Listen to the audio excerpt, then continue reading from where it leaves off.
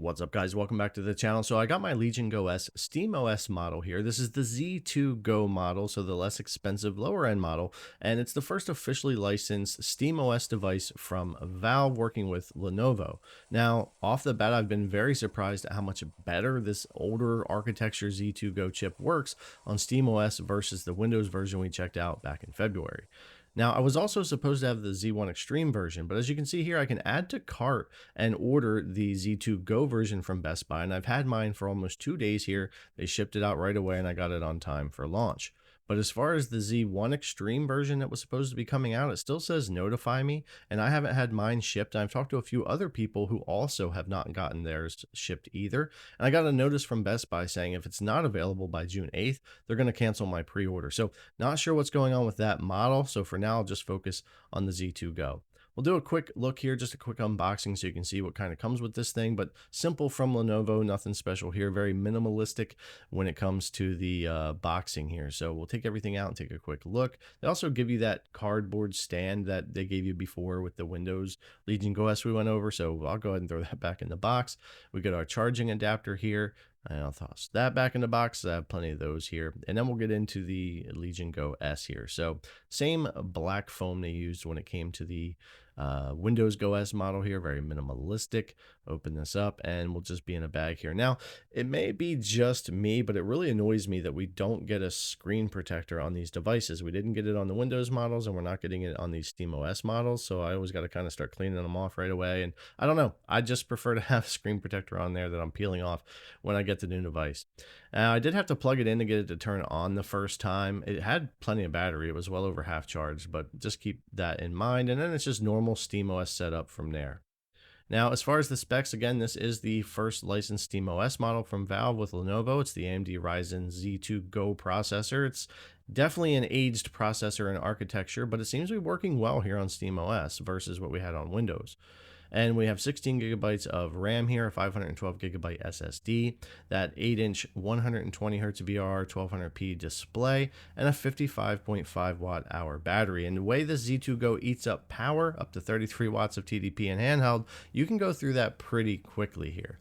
But ultimately, the device feels great, just like the Windows model. It feels fairly light, it's ergonomic, and I really like the color and design of this one. It really distinguishes it as that SteamOS device, and I think they did a great job on this actual kind of purple or nebula color that they want to call it here. And of course, we got some large vents in the back. Very good job on the cooling. I haven't run into any issues with that. And they're going to need it because, again, we do have to use a lot more wattage to push the power for this chip. Now, the same gripes come over to this one, though, as the Windows model. I don't like any of the buttons, the face buttons, the triggers, the left, right buttons.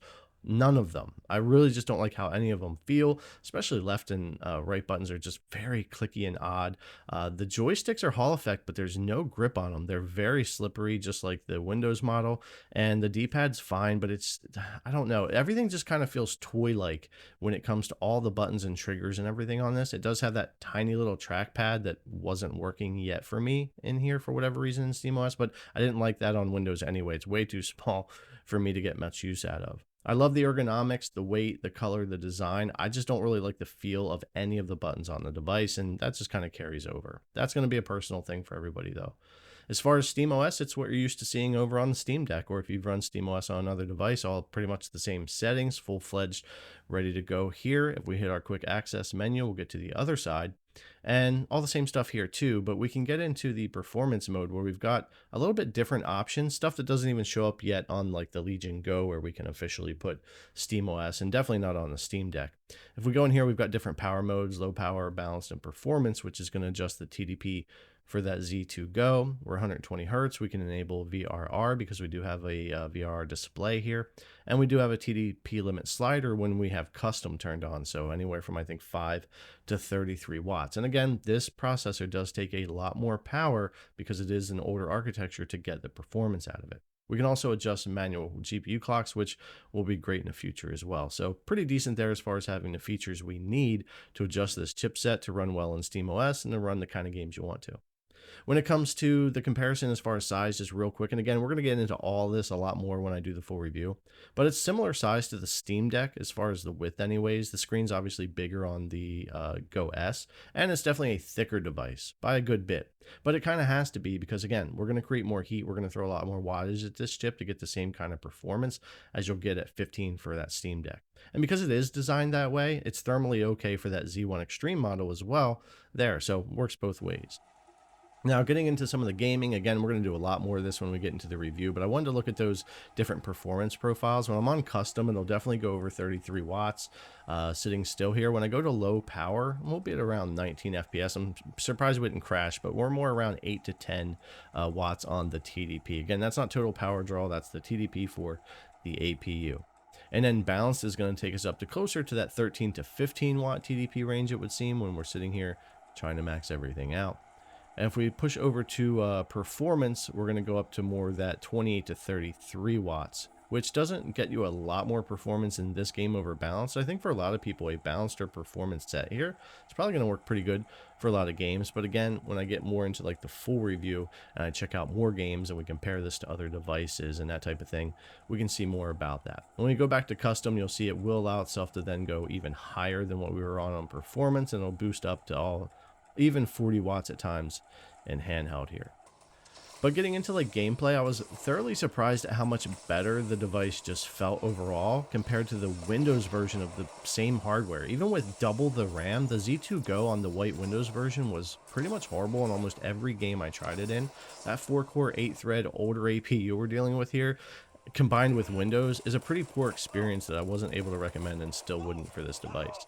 But on SteamOS, to be honest with you, even though this is a lot older architecture in the Z2 Go, it felt like a completely different chipset just with this operating system. And it's not necessarily that surprising, but I mean, games like Cyberpunk would net me 5, 10 or more FPS at the same settings versus, you know, playing over on that Windows device. And we'll have comparisons and we'll get into more in the review. But just to give you a first impressions of what I'm feeling and seeing here in my first couple of days with the device, it's just surprising to me just how much better it does feel. Still not a big fan of using that older architecture here and being the Z2 Go, but to try to keep the price down, if you want to call it that, at $599, it's definitely something more worth looking at than it was in that Windows device. And who knows, this may actually become a device I can recommend. We'll see what happens when we get into the full review. Look at Sonic playing over on the Windows device, and I never could fix this. And I had this issue in a lot of games with frame time spikes, pacing, just poor performance in general, whether it was an easy to run game or hard to run game. But over on SteamOS, like for the most part with the same exact hardware, just less RAM, it's running much better. We get a lot more FPS. We don't get the stutters and spikes and all the other issues that happen, and frame times stay good and all of that. So I was very happy and pleased, at least so far in the first 4 or 5 games I've booted up and played here, that I also played on the other devices that are just a dramatically improved, much better experience than what we had with the same Z2 Go over on Windows. So that's just something to keep in mind. I'm thoroughly surprised and happy to see that, and we'll see what happens when I get into the full review and really push this thing more and get into it and compare it to see if it's really worth the $599 that they're asking. It's definitely more worth it than that Windows device was. I like the look of it. I like the feel of it. Still don't love the buttons.